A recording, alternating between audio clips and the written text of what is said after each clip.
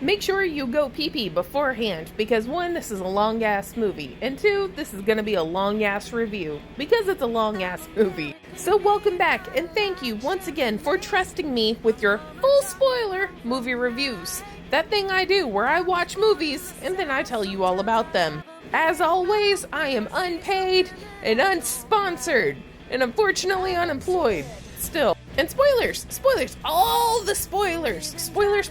If you don't want spoilers, go ahead and swipe away. I won't be offended. Once again, this is full of spoilers. All right, let's go. Deep in the Australian outback that they call the wasteland, there is a place of greenery called the Green Place. And Furiosa has a mom and a sister and a little community that lives in the Green Place. Well, these motorcycle guys end up in the Green Place on accident, and they kill a horse. And Furiosa sneaks around trying to cut their gas lines with her teeth, but then they catch her and they take her into the wastelands. And then her mom tries to track her down, which she does a pretty good job of for the most part, and she snipers most of them.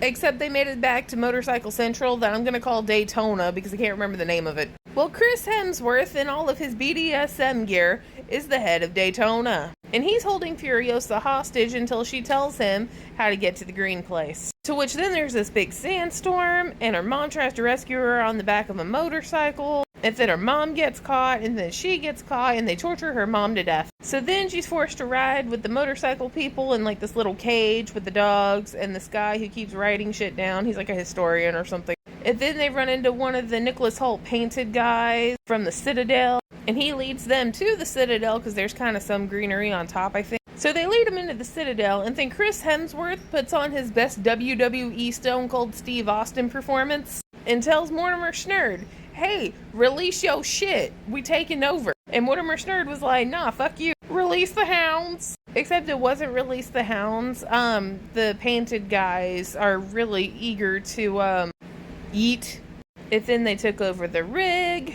And so Mortimer Snerd comes to blows with Chris Hemsworth. He's like, I'll give you some food and some water and some milk and some gas, provided you don't touch the fucking rig. And also, I want those two guys and the little girl, because she'll make a good wife. Well, Chris Hemsworth tries to pretend that's his daughter, but it doesn't work. So Furiosa gets taken in to be a wife. Well, she's in, the wifey room, and this is the part where I went pee-pee person. But from what I'm told I missed, one of the wives gave birth to, a deformed kind of baby.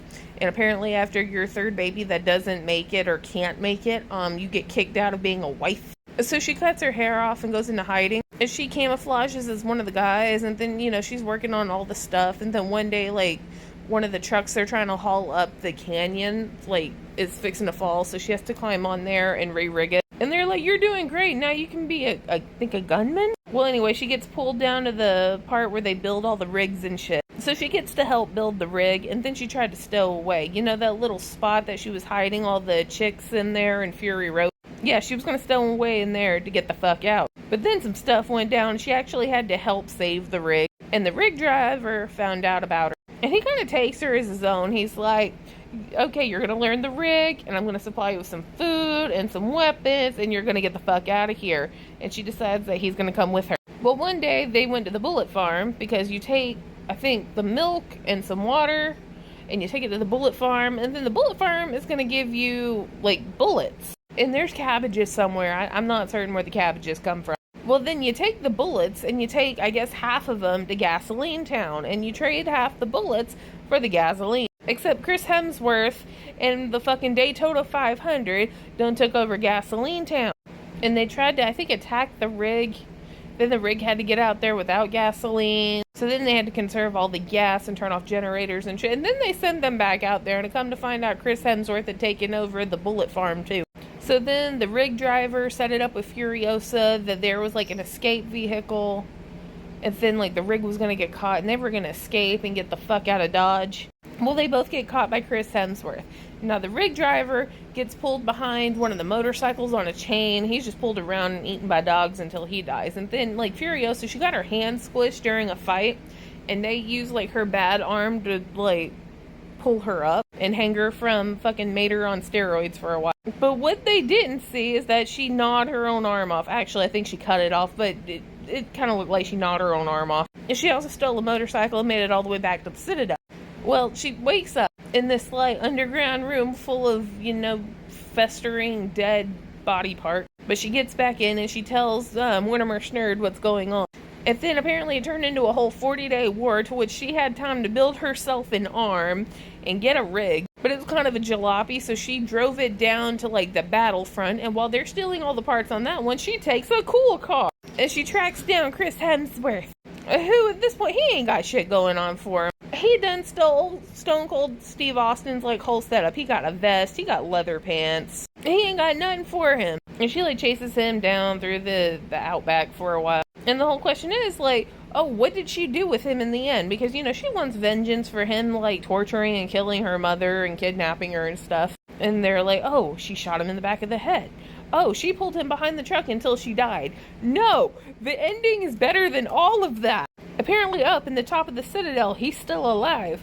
But there is a tree growing out of his nether regions, leading me to believe that the peach pit that she was keeping in her hair for safekeeping because she had it in the green place, because all of this started because she wanted a peach, it was either shoved in his asshole where it could like fruition, or possibly his foreskin. Now, I don't know much about that, but I'm fairly certain some pretty gnarly things can grow in your foreskin if you can't, if you can't reach it. And then the peach that grew off of the tree that grew off of Chris Hemsworth was given to the bride ladies that she was trying to save in Fury Road, and it leads directly into Fury Road, to which at the end credits they're showing bits and pieces from Fury Road. The end. I think I got all of it. It's 2.5 hours. I'm doing my best. Now, did I like it? Abso-fucking-lutely. It's got cool cars. It's got cool motorcycles. It's got a good amount of violence. It tied everything from Fury Road in just beautifully. I only have a couple of qualms, but they're kind of minute. So, at the beginning, Furiosa is like a small child and that whole setup and everything. And I thought it was just going to be like a couple of minutes to get her where she's an adult now, like most movies. But then, a good 45 minutes passes by and she's still a small child. I was like, oh, okay, this is where we're starting from. That felt like a long-ass introductory. I wasn't, unimpressed. It was just long. Number 2, there were a couple of shots that looked kind of goofy. I don't know if it was green screen in the background or something, but it felt very, very old school, which I think kind of ties in because the original Mad Max, I think, was done in the 70s or the 80s, and I kind of like that callback. That's not really a qualm, I was just thinking about it. It just looks kind of goofy. Now, here are more things I loved. All of it. All of it. I do, however, and I will say this controversially, I like Fury Road more. I don't know if it's because it's intense from start to finish, or maybe it's because this had a lot of storyline, whereas Fury Road, I had this one main thing going on. That doesn't make this any less good. I liked Fury Road a bit more. Also, I have questions. Number 1, who is in charge? Which fortress is in charge of maintaining the roads? Number 2, we have a variety of engineers throughout this. You have to have petroleum engineers to work gas tanks, mechanical engineers to build rigs from bottom to top, someone to install the generators, the plumbing, not even the plumbing, it's the big well thing.